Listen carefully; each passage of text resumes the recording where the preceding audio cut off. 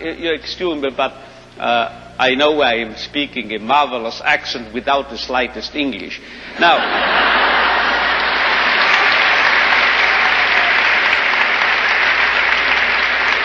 you know, you won't believe it. Gray hair, my age, I started taking flying lessons recently. And you know what my flying instructor told me? If you are starting here, wish to get here, say east, heading for this, and you have a crosswind, you will drift and you will land here. So you have to do what we pilots call crabbing, he told me. C-R-A-B, crabbing.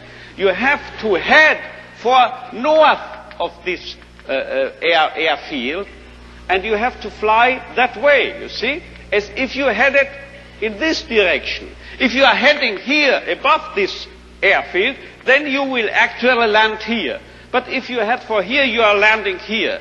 This holds also for man, I would say.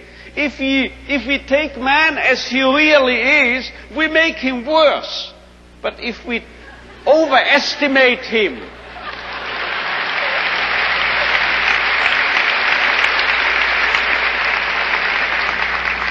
it's premature, your applause, you will soon know why. If we seem to be idealists and are overestimating, overrating man, and looking at him that high, here above, you know what happens? We promote him to what he really can be. So we have to be idealists in a way, because then we'll wind up as the real realists. And you know who has said this? If we take man as he is, we make him worse. But if we take man as he should be, we make him capable of becoming what he can be. This was not my flight instructor, this was not me, this was Goethe. He said this verbally.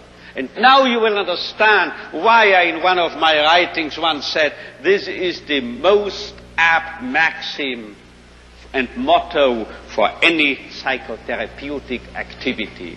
So if you don't recognize a young man's will to meaning, man's search for meaning, you make him worse, you make him dull, you make him frustrated, you still add and contribute to his frustration. While if you presuppose in this man, even in this so-called criminal or juvenile delinquent or drug abuse and so forth, there must be a what we call spark, a spark of search for meaning.